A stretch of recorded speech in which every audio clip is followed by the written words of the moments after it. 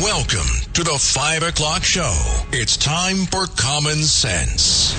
Now, it's Katz and Cosby with John Catsimatidis and Rita Cosby, standing for truth, justice, and the American way, bringing common sense to the world. Now, here's John Catsimatidis and Rita Cosby. Breaking news, WABC. Well, Rita, we have a gangbuster show today, and we're waiting any minute to Eric Trump, I understand, is calling in. Eric Trump, executive vice president of the Trump Organization, of course, the son of Donald J. Trump, 45th president, and if you look at the polls, maybe the 47th president. In the studio, we have Judge Weinberg, and we have Rudy Washington. Maybe he was related to George, but we don't know. He's got to take a DNA test. I've been waiting on my credit card, as a descendant of the president. Come on now. Yeah, you should be top of the list. Give me some respect. You should be top of the list. The new one. The titanium American Express card. I have to fund myself, huh? He deserves it. And by the way, you guys, all these comments. Payable by the Treasury of the United States to all the George Washington survivors. Which will be worth more now than if Kamala gets elected. I'm going to hold you to that, Pat. Speaking of Kamala. Today. By the way, we're going to have a great show today. We have Dershowitz. Dershowitz is okay. He had an emergency in the family, a member of the family that was in the hospital. And he's fired up to join us at the end of the show. Some big news on Israel, and you definitely want to stay tuned to that. And John Solomon, too. Yeah, big stuff on January 6th. Some bombshells tied to Liz Cheney. You definitely want to stay tuned. And what is the story of what's going on 42nd Street with the crime with the migrants? We're going to have somebody on to talk about that. Absolutely. And also, we're also just minutes away at this point. At 6 o'clock Eastern time, guys, you will see Brett Baer, Fox News, my old friend for many years. He is going to be interviewing Kamala Harris. And if you look at what she did yesterday, she talked about, first of all, she said that Trump's campaign is fascism. And she also said that there should be taxpayers' reparations. What do you think of that? Wait. She said she's going to have the taxpayers, the American taxpayers, make reparations to the black people. Yeah, because she's trying to do anything to win their vote. Rudy. Well, what do you think? How much can you get? Look, how do you determine? Are they going to judge it how black you are? That's what I was going to say. How do you determine who's pure black? How are you going to determine that? You look light black, but wait, if they find out that you're from Caribbean black, you don't get it. Does that mean you have to be African black to get it? You tell me. I'd leave off the George Washington part for sure. Look, I'd rather talk about something more realistic that she said. She's talking about. Could you imagine the future president of the United States saying things like that? I can't. We'll be broke. It's a joke. What's going to break us is she said it. She wants to put all the migrants on Medicare and Medicaid. Yeah, and she also wants to make everybody legal. And it's already in trouble. It's going to make Social Security broke too. Yes. It's already in trouble. It's crazy. And she wants to make them legal. She wants to legalize illegal migrants. To legalize guys, Rita, the phone is ringing. Who's that on the phone? And joining us now here on Katz and Cosby is the executive vice president of the Trump Organization, of course, son of former President Donald J. Trump, Eric Trump. Eric, it is so great to have you here on Katz and Cosby. Rita, John, how are you guys? I miss you both. We miss you too, and it's great to have you here. You guys have an enormous event coming up October 27th, right in the heart of Manhattan at Madison Square Garden. Talk about what that's going to mean. Honestly, this is one I wouldn't miss for the world. Obviously, my father's headlining Madison Square Garden. We're coming in with a massive rally, and it's going to be amazing. I mean, listen, I've spent my entire life in New York, and it's a state I love. It's a state that, unfortunately, I think has gone in the wrong direction on a lot of fronts based on really bad policy. But if you could ever get the politicians out of the way in this state, it would just be absolutely unstoppable. It would be unstoppable. It should be the epicenter of the entire world. It should be the financial epicenter of the entire world. And a lot of damage has been done to it, but I can't wait to come to New York. It's a place that we adore. It's a place that we spent our entire lives. Madison Square Garden, the place is going to be. I mean, I've got more requests from people. Hey, is there any way to get tickets? How do I get tickets? And so, just everybody sign up early. It's going to be an unbelievable show. We're going to have a great time there. Give us the website. Well, DonaldJTrump.com. Go, John, go to DonaldJTrump.com. You can sign up for the rallies. Sign up for Madison Square Garden. I'm going to be there. I'm sure I'm going to speak, right before my father, and he's going to. I can't even imagine how much fun this is going to be, just based on where it is, the venue, and obviously a place that we probably know better than anyone. And it's just going to be fun to quote unquote come home. What do you think, Eric? Since we're talking about New York centric, the biggest problems in the Northeast are right now?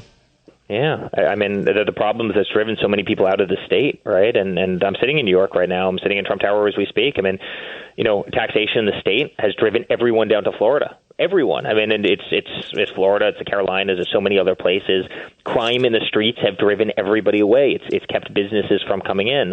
The political lawfare that you're seeing in New York against my father and frankly others, but specifically, has scared a lot of companies and has kept them out. And so, how do you fix that? Well, you have, and by the way, so many other kind of crazy woke policies, right? So many of kind of the revisionist histories being taught in schools. A lot of craziness that we've seen, and how do we fix it? I mean, New York is unstoppable if the politicians just get out of the way and be reasonable in terms of taxes, right? We should have a favorable tax environment in the state. You have to have the safest streets anywhere in the world, and the NYPD, they are incredible. They are incredible people. We know so many of them, no different than both of you know so many of them. And John, I mean, I can't even imagine how many They will clean up the streets in about 2.5 seconds if we just let them. But, I mean, to see some of the problems, right now we have 157 hotels in New York City, 157 hotels in New York City that are completely filled with illegal immigrants. How is that 157? 157 hotels that are housing illegal immigrants, well over $1 billion a year, that's being spent on illegal immigrants, right? You have a healthcare system that's totally, it's totally under siege because just the number of bodies it can't keep up. You have schools which aren't performing well. At what point do we not, kind of return sanity to the system? Take care, have the greatest schools in the world, have the greatest public school system in New York, have the safest streets. Let the NYPD, the incredible men and women, do what they do best, right? Get rid of the homelessness problems. Get rid of the drug pandemic that you're seeing in the city. Make it a great business community again where people are able to compete and thrive in a state that's competitive with not only the rest of the world, but with other states in this country. And if New York could do that, it would be absolutely unstoppable, and it can do that. It's not out of reach. In fact, it's incredibly easy to do. You just need somebody that has a little common sense. Eric, you talked about how many migrants are in New York City. It is stunning, as you were just saying, 157 hotels. How much, Eric Trump, the border crisis, it's a booming issue here, of course, in New York. It's around the country. And yet we hear Kamala Harris making comments like, okay, I'll put my border record up against anybody's. I don't know if there's anyone out there that actually believes when she says something like that. We all see it every single day in New York and everywhere. So Rita, it's infuriating to me because I have 4 dear friends who have lost kids to fentanyl. 4, and these are people I knew extremely well. And you have a fentanyl crisis in this country that's killed 325,000 kids in the last year. Right? Over the course of it, it's over 1 million kids. Think about that. Fentanyl. You have police departments that are running out of Narcan. That's how bad this problem has become. And they do nothing about it. You have Joe Biden sleeping on a beach on a Monday afternoon, literally being photographed sleeping on a beach as the president of the United States. Kamala went 46 days without doing a single interview. She's certainly not doing this stuff, right? But 46 days without doing an interview. Over 320,000 kids have died of fentanyl poisoning this year alone, and they're laughing about it. They're not doing anything about it. You've had 20 million people come across the southern border. Now all of a sudden, you see those people who came into this country legally, and they're trying to get low-income housing. You have a low-income housing shortage in this country, and yet you look at Aurora, Colorado, and so many other places. You literally gang members going in with AK-47s that are telling people to get out of apartments because they want to seize them and they want to use them for themselves. I mean, again, have we not lost our mind? You have public schools that were already stressed to the brim, haven't had enough investment in them over the years, and now all of a sudden they have to take care of 20 million more people or a large portion of that, right? That's come into the country, and now all of a sudden you have to do so with people that might not speak the same language. And I mean, it's stressing the system to the core. You have Kamala Harris come out and say, we need to provide, transgender sex change surgeries to illegal incarcerated inmates, and the federal government should pay for that. I mean, she came out, on TV, she said that. I mean, have we lost our minds? I mean, let's have the lowest taxes anywhere in the world. Let's have the safest streets anywhere in the world. Let's have the greatest business community. Let's live the American dream again. Let's have the greatest education. Right now, we're rated 30th in the world in terms of education. We should be first in the world in terms of education. Let's maintain a strong dollar so we're always the world's currency, right? Let's take care of families. Let's put faith first. Let's put family first. Let's put our Constitution, our American flag, and everything that we believe in. Let's put our veterans, instead of having them sleep on as so many are homeless, in New York. How in the world can we have homeless veterans who got shot at in wars, who went to war for our country, sleeping under bridges in New York State, yet we're 157 hotels are housing illegal immigrants? Guys, we've lost our mind. We just have to get back to a spot of common sense, and we will. I've never felt stronger about this. I've never felt more positive about an election. I truly believe we're going to win on November 5th, but my father's going to go in there, and he's going to restore some sanity to a country that's otherwise totally lost its way. I am glad, Eric, that everybody's using the word common sense. I started using it a while back, and if I did a patent on it, I'd make $1 zillion. Because common sense is what we really need. How do people feel? Common sense. And we've lost all common sense. The other thing that I'm afraid of, Eric, is the rule of law. Where are the lawyers out there? Where are the judges out there that will stand up and say what's happening is not right? It seems like the Department of Justice has been politicized. Of course they have. Wrong. They sent the number 3 under the Department of Justice to New York for a year just to prosecute my father, to try and take him out of the race, to make it more favorable. Guys, I can't tell you as I travel the country, Why aren't the lawyers speaking up on the rule of law? I think, John, they've started to. I think they've started to because people realize how insane it's been. They would shut down the city for 9 weeks at a time to go after Donald Trump for $130,000. It's crazy. No one buys it. No one's seen anything like this, right? Boeing got fined $200 million and they killed 500 people on 2 jetliners. Yet my father gets a fine of $550 million for having banks come in and testify that they've never worked with a better borrower. It's crazy. People realize how insane it's become, and I can't tell you, John, how many people have come up to me saying I'm not moving my business to New York because honestly, what I'm seeing there from the legal system is scary. And so, listen, all of that can be changed and all of that can be reversed. But again, I'm glad you like the word common sense, but we need common sense. We need to put Americans first. We need to put our cities first. Stop with the putting criminals first. I just went into the Duane Reade on 57th and 6th. It was a couple blocks away from where I used to live. And, John, everything is behind. If you want to buy deodorant, it's behind plexiglass. You have to literally call a manager over to open up a piece of plexiglass. Congratulations. And now all of a sudden you see Walgreens failing. You see Duane Reade failing. You're going to have empty boxes all over New York because they can't sell because guess what? Somebody goes in there and they steal all the product. And the police aren't allowed to do anything about it. They're now not allowed to arrest these people. These stores can't stay in business because they no longer have any product left because everything gets stolen. And then we get to hear Kamala come out and say, yes, crime is down in this nation. And you know why she says crime is down in the nation? Because she's decriminalized everything. You go over to California, And if you steal less than $1,000, it's not a crime. So just go steal $999, and it's not a crime. It's crazy, Eric. It's crazy. You know, I'm in the retail business in New York. We own Gristedes and D'Agostino, and it's just out of control. You know, we used to be open 24 hours a day. Nobody wants to walk around at night.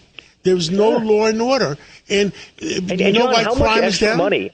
How much extra money? What percentage do you have to add to the cost of an apple or the cost of a pack of hot dogs or salad or whatever it is to make up for the theft that otherwise happens? And guess what? Somebody comes in and steals. All the other customers are ultimately going to pay for that because it increases your cost of goods. And what is that for you? Is that 10%? Is that 7%? Is it 5%? I don't. It's a lot of money at the end of the day. And for these small businesses, they can't cope with that. Right now, it's 7%. It used to be remember the old rule in retail, 1.5% shrinkage? Now it's 7% between extra security. But the worst thing. Think about the people like me, John, right? Who, if I want to go into a Dwayne Reed and I need to buy shampoo, and you see cough drops on the shelf, and you see congratulations, if those cough drops are locked up, you're not calling a manager over to. There's no sporadic buying anymore, and everybody realizes why Amazon is doing so well. Because they realize for their household, they're not going to go, shop with a manager or a store clerk who has to open up every little piece of plexiglass because somebody wants to buy a new toothbrush. And maybe they'll go in there for absolute necessities, but it's killing retail.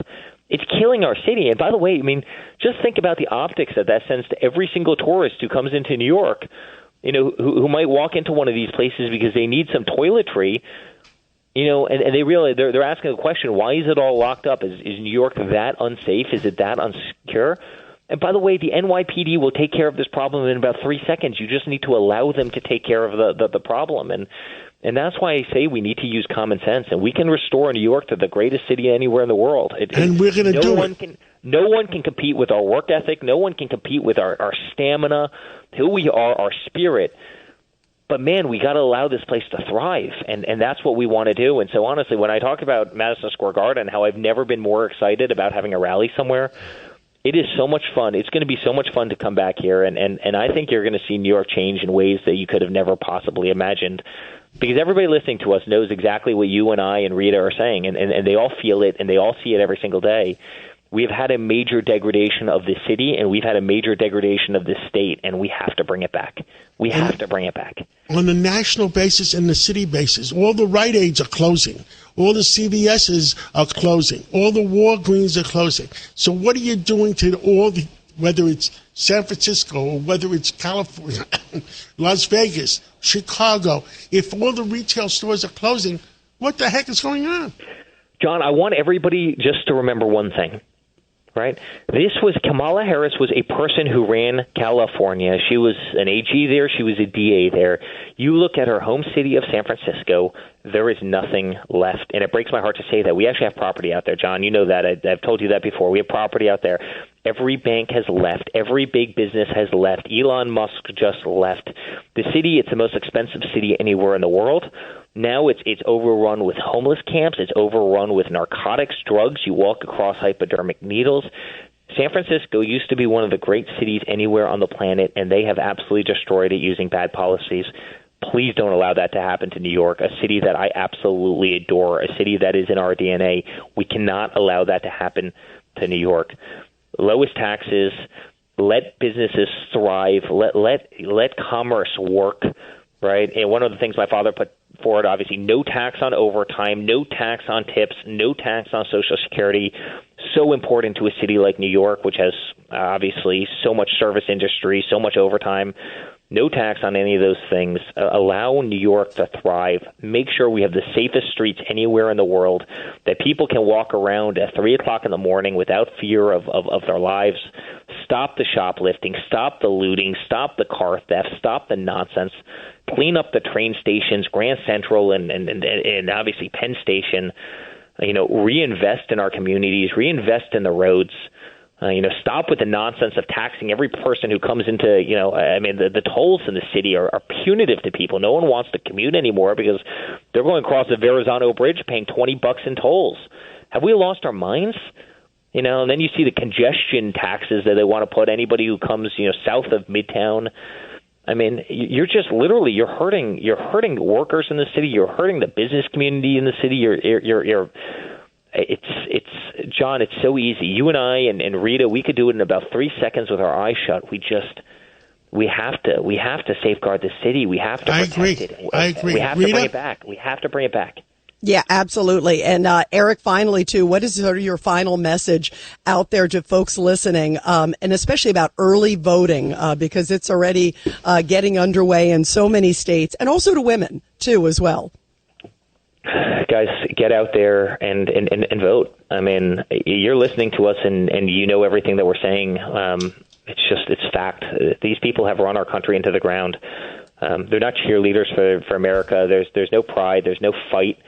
We have an administration who has no fight. We have an administration who has failed on the border. They've failed on the economy. The world has never been more expensive. America has never been more expensive. America has never been, less safe. I mean, it's terrorists are coming into this country left and right. We know that based on the reports at the southern border. And we're on the brink of World War III, Eric. We are. I mean, listen, our greatest ally in the world, Israel, is getting shelled every single day. Shelled. And you have people in Congress who won't even vote to give them defensive, not offensive, but defensive weapons. I mean, you have AOC from this state who literally voted against giving, Israel the ability to defend themselves using the Iron Dome from incoming rocket attacks. I mean, faith is under attack. Religion is under attack. Our Constitution's under attack. Our financial system is under attack. The U.S. dollar has never been in greater jeopardy than it is right now. You have she turned her back to the Catholics, not showing up at the Al Smith dinner. Of course, the Al Smith dinner. She's not showing up at the Al Smith dinner, and my father's going to be there on Thursday. It's John, Rita. It's crazy. There's no family in the world that loves New York more than the Trump family, and I promise we're going to restore it. We're going to restore it. My father's going to win, but you have to get out and vote. And honestly, it'd be the greatest honor and privilege and pleasure of my life if we could flip this state and people got out there in the masses and they voted. We're going to take back this country, guys. Eric, we're going to take back this country, and we're going to restore some common sense. God bless America, and me and Rita will see you there at Madison Square Garden. Can't wait. Thank you so much, Eric. Bye, Rita. Wow. Wow. Great conversation. Thank you, Eric. Judge Weinberg and Rudy, you've been awfully quiet. You let me and Rita carry this. Well, no, he was on a roll. He was hitting all of the points, and I didn't want to interrupt him. So it was a great interview. It was a great interview, wasn't it? Judge, what do you think? I think he's a remarkable young man, and President Trump should be very proud to have children like he has. It's a wonderful family. He was exceptionally sharp. But what I want to say to you, John, common sense is not too common. You're right. Yes. I should have patented the word last year. Yes. You would have been a trillionaire, right? A trillionaire. You would have been able to make a living. That's less than Apple. Oh, okay. Well, then we'll have to. What do you think, Rudy? Quadrillionaire. Yeah. Okay. Perfect. But it was, the point about common sense when we were just talking with him here. His answers to me are what people are thinking. They're feeling it when they go to the CVS. They're feeling it when they go to the grocery store. They're feeling it when they're going on the subways. When I was contemplating, Rita, before the interview, I said about Medicare, Medicaid, and John said Social Security. If we lose both houses, Judge, and she's president, everything's gone. We're in serious trouble. There's no United States because they can push through every ridiculous progressive piece of legislation they want. They can take away the filibuster, which everything will get through. They can put 38 people in the Supreme Court. That's right. Yeah, and they've already talked. By the way, and they'll make Puerto Rico, and District of Columbia states, so you'll never have a U.S. Senate controlled by the Republicans again. And guess what? Kamala Harris has talked about some of this issue with the filibuster. This is not wishful, right? I still want to know if you're Caribbean black. Does that mean they're going to leave you out of the money going out to the African blacks? Rudy, I will represent you to get you your fair share of this check-down money. In other words, take the fifth, all right? And being the great-great-grandson of George Washington, I'm entitled to more. Whoa. Well, we're going to have to talk more about that after the break. Let's take a break, and we'll be right back. A common sense recap of the day's biggest stories. It's John Catsimatidis and Rita Cosby. Cats and Cosby on 77 WABC. And we are back here on Cats and Cosby. We just heard directly from Eric Trump about what a President Trump presidency back in the White House would be like. Judge Weinberg, Kamala Harris, what will that look like? If you like the destruction of the major cities in this country, particularly San Francisco, her hometown, that's what you'll have nationalized. All the progressive policies, the banning law and order, giveaway programs, homelessness in the streets, illegal migrants taking over hotels and apartment buildings. If that's what you want, fentanyl killing people by the tens and hundreds of thousands, that's what you're going to get throughout the country. And when she goes around campaigning, she wants blackmail votes, and she says, I'm going to legalize marijuana, which, by the way, is a federal crime.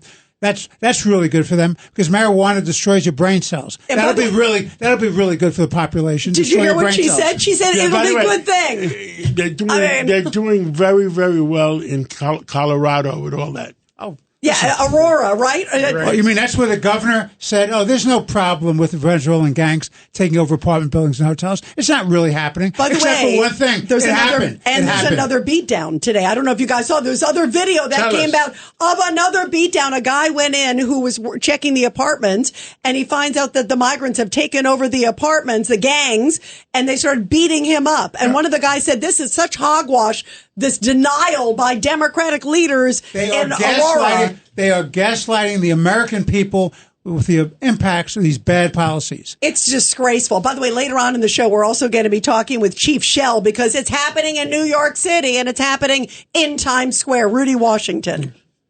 Oh, God.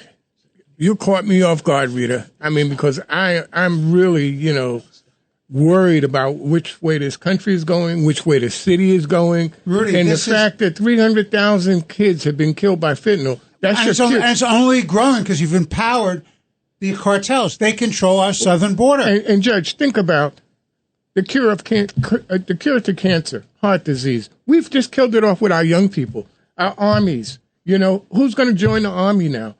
We have a hard time recruiting police officers now. Yeah, and the Border Patrol agents are now saying they want to leave. They came out yesterday and said, if she gets elected, they're leaving. We're leaving in droves because who wants to be a babysitter? And what does that do to this country when you have a porous border? Who's leaving? We were talking about the Border Patrol officers. They said if she's elected, they're leaving. She'll celebrate.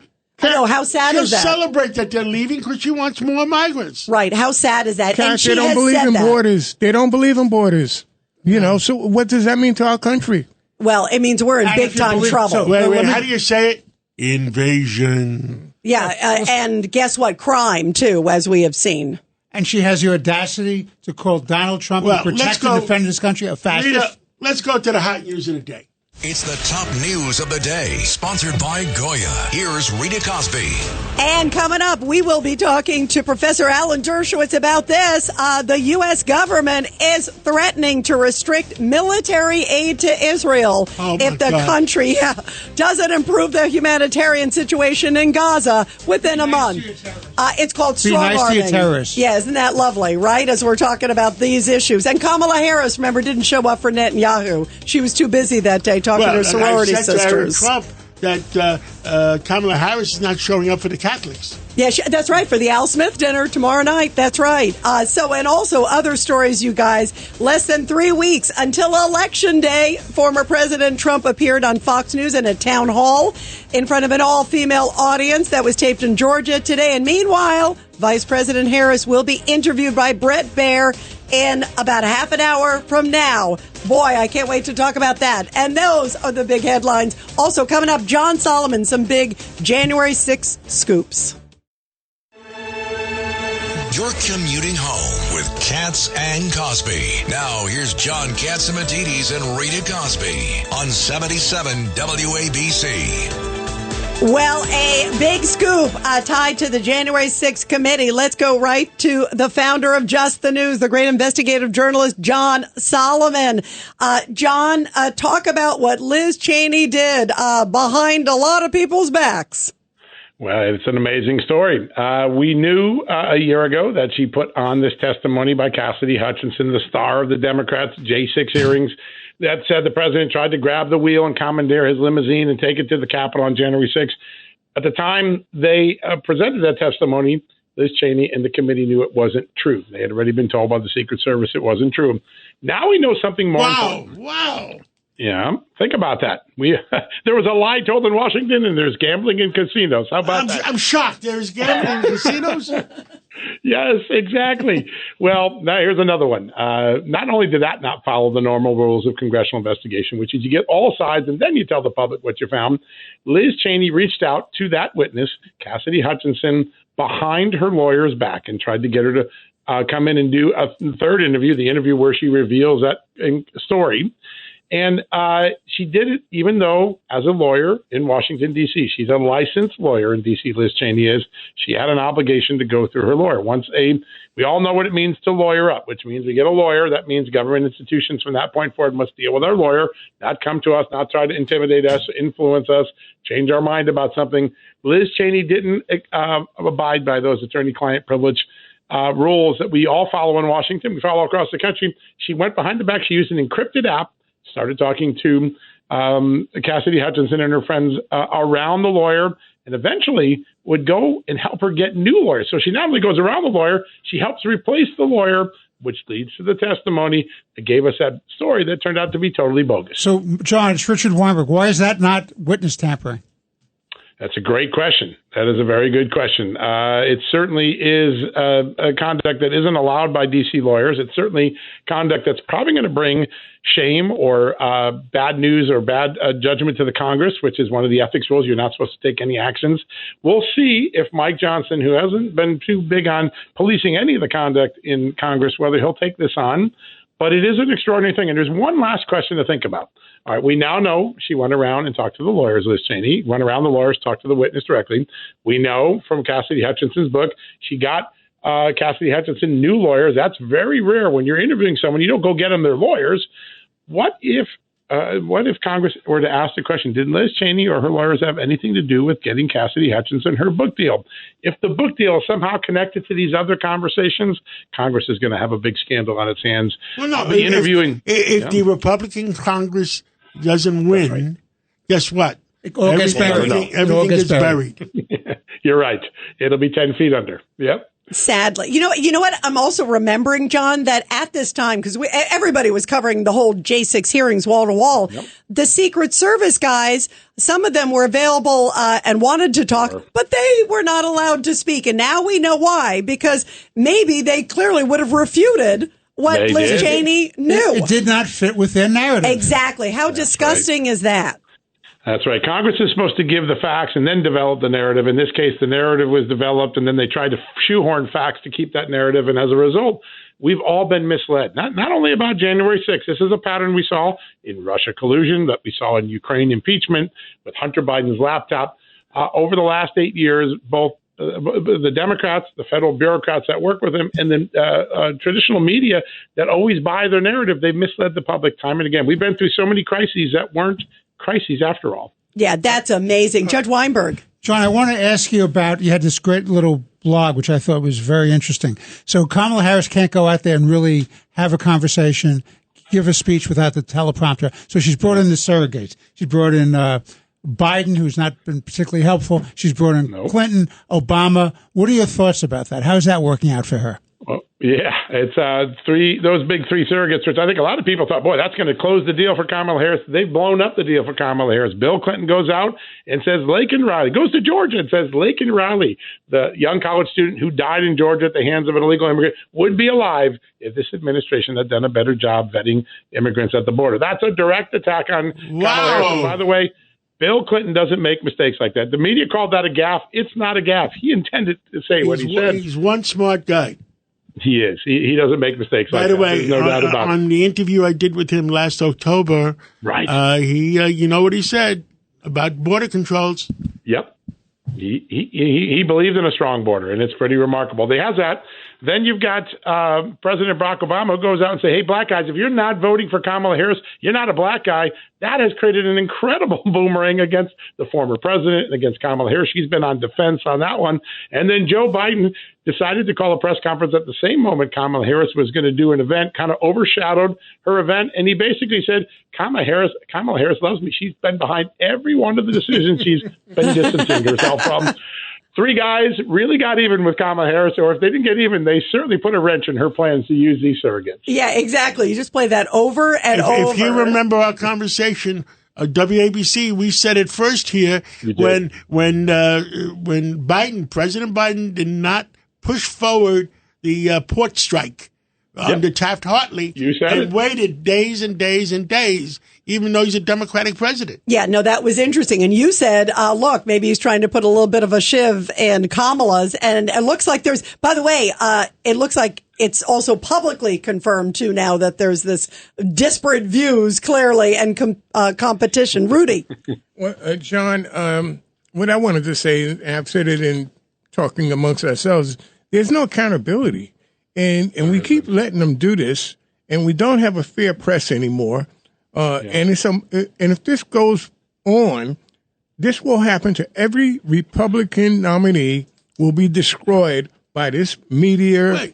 Wait. What did Governor Newsom do, John Solomon in California?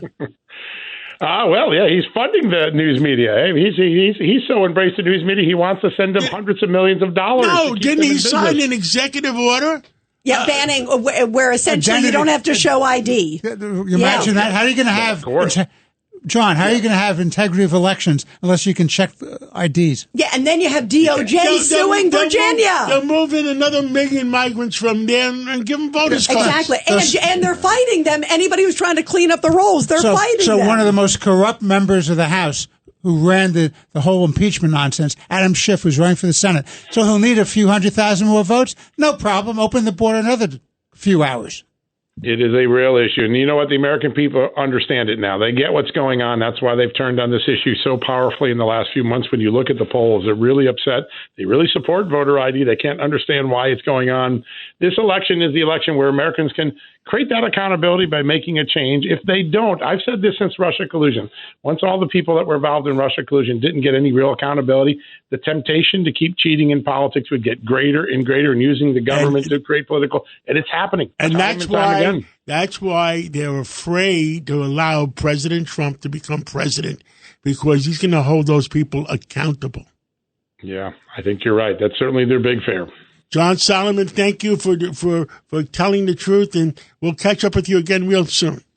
Sounds great. Great to be with all of you. Thank you. Thanks, John. Rita, why don't you go to Professor Dershowitz, I understand, is on. And joining us now here on Katz and Cosby is Professor Alan Dershowitz, his great book, War Against the Jews. Professor Dershowitz, this is stunning. The Secretary of State Antony Blinken and the Defense Secretary send a letter to the Israeli government basically saying they'll withhold military aid if humanitarian conditions don't improve in Gaza. That sounds like blackmail, if you will. It is. It's blackmail, and it's false because there's no starvation in Gaza. There's starvation in Darfur and other parts of the world. Nobody has died of starvation. There's been no famine. It's all been a fake thing. There's been withholding of food by Hamas and by Egypt. Israel has tried its darndest to get as much humanitarian aid as possible. I would bet you that Israel has provided more humanitarian aid to its enemies than any country in history fighting a war like this has ever provided. You think the United States ever provided food to Germany or Japan or other countries? No, of course not. Israel has gone out of its way. Hamas has stolen many of the aid packages and given it to its fighters. So, of course, Israel has to be careful. It also has to be careful that aid packages, which are supervised by UNRWA, which is a Hamas front, don't contain weapons that are being used by Hamas. So the threats against Israel are just outrageous and wrong, and no American should support it. Now, Israel today indicated that it would send more aid, and let's hope that the United States calls off those threats. Shouldn't Secretary Blinken have better intelligence and know that it's not true? He knows. He's a very smart guy. I've known Tony Blinken. I knew his stepfather very well. He knows. He's very smart. It's just that this is an election year, and they want to win Michigan, and they want to win Minnesota, and they want to win Arab voters. Right now, Arab voters, many of them are staying home, so they want to send a message that they're being tough on Israel. And you should not allow political domestic considerations to influence policy toward your closest ally at a time of great danger for Israel, an existential danger from Iran created by the administration itself. Yeah. So bottom line, Professor, it's the people going to vote November 5th. Whom do you trust? Well, I don't trust either of them. I think that Trump has done a much better job on Israel. He has been a much better friend of Israel. He would allow Israel to attack Iran's nuclear reactors and back them up. Much better for Israel and back them up. I completely agree with that. I don't like some of the things he's saying about going after enemies, and so he's not going to go after enemies. I talked to him. He's not going to go after enemies. If I have your word on that, yes, that's good enough. You have my word. Okay. Yeah, and by the way, I mean, if you listen to it, it's completely taken out of context. I want to get back to Israel real quick, Professor Dershowitz, because what does this mean? If you're Iran and you hear suddenly, okay, well, the U.S., at least between now and Election Day, is thinking about withholding weapons, and you look at the history of Kamala Harris and some of her statements, she didn't even have the guts or the courtesy to show up for Netanyahu there in Congress. Yeah. That's what I worry about. And also them saying, here's what you can hit, here's what you can't hit. With friends like that, who needs enemies? Yeah, I think Iran is getting a very mixed message. On the one hand, the administration is sending some defensive missile repellent capabilities. On the other hand, they're preventing Israel from doing the job that it has to do to protect not only Israel, but American interests as well. So Iran's getting a very mixed message, and that's all it needs to proceed.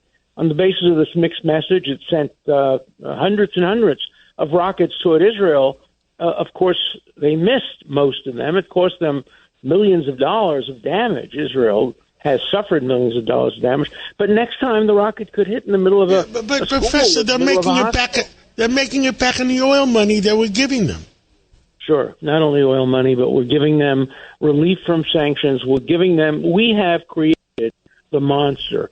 And I think eventually President Obama will go down in history as the Neville Chamberlain of the of this generation, of this decade, because in this century, because he has facilitated. He has said peace in our time between Iran and the United States, and it's failed. It's just like what England did and France did to Nazi Germany in the 1930s. And I think history will judge them very, very, very harshly. Yeah, absolutely. Before we let you go, Professor Alan Dershowitz, the other thing I want to hit on is Fannie Willis. Did you see this? This is, of course, the Fulton County DA trying to reinvigorate the charges today that were dropped. When will they give it up? What's the point? I'd like to see the charges reinvigorated against Fannie Willis. She ought to be in prison, along with her lover. They stared the American public in the face. They stared the judge in the face, and they lied through their teeth. They committed perjury. They denied that they had an affair at the relevant point in time when everybody knows, and all the evidence, the hard evidence, people are in prison, people are on death row on less evidence than there is against Fannie Willis and her former lover in terms of perjury. So, yes, the charges ought to be renewed, but charges against them, I don't think there is a case against President Trump in Georgia. Yeah, I think a lot of people agree. It is lawfare at its worst. Professor Dershowitz, Thank you. So great to have you here on the show. We always love having you. And I'm glad your family is okay. Yeah, everything's fine. Thanks a lot. Appreciate it. Breaking news, WABC. And wow, this actually just crossed you guys. The U.S. State Department urging Americans to depart now from Lebanon, sending out a brand new advisory amid escalating tensions there. How many countries have to be at war before you call it World War III. Well, we're pretty close, I would say, John. Boy. Let's take that break, and we're going to be back with Chief Shell. It's a common sense recap of the big stories. It's Katz and Cosby on 77 WABC. And now we have one of New York's best 3-star chief in charge of patrol, Chief Shell. And Chief Shell, there's a lot of stories going around of what's going on in Times Square. And, Chief, what's going on with the Venezuelan gangs especially? Hey, guys, how are you? Look, we've been talking about Tren del Agua for quite a few months now. You know, they range in ages, and they are committing crimes throughout our city. And I just don't want to get caught up that it's Times Square. No, they happen to reside in Times Square, some of them by virtue of the hotels that are housing the migrants. But this gang here is all over the city, and they are committing crimes ranging from extortion, robbery, retail theft, pickpockets, and a few months ago they shot 2 of our cops. So, Times Square areas where they lay their heads, some of them, but quite frankly, they're throughout the city committing different types of crimes, and they are affecting our crime numbers. But again, whether it be Times Square or the Midtown South Precinct or New York City, crime is still down numerically, so we know who they are. Chief, I love you. You know that. You know I love you, but nobody believes those numbers. Well, listen, the numbers that we put out in the police department are scrutinized heavily. We take a lot of pride in reporting those crimes. I respect our police department. I'm going to have to respectfully, and I love you, disagree with you. I respect our police department and love all our policemen. I love you. But I think some of our officers, I'm not going to say who or what, some of our officers, they don't want to make certain arrests. Well, no, now I will push back on that. Again, 31 years of the most enforcement, whether it be quality life summonses and arrests, in 31 years. I agree, at least 30 of those 31. Oh, okay.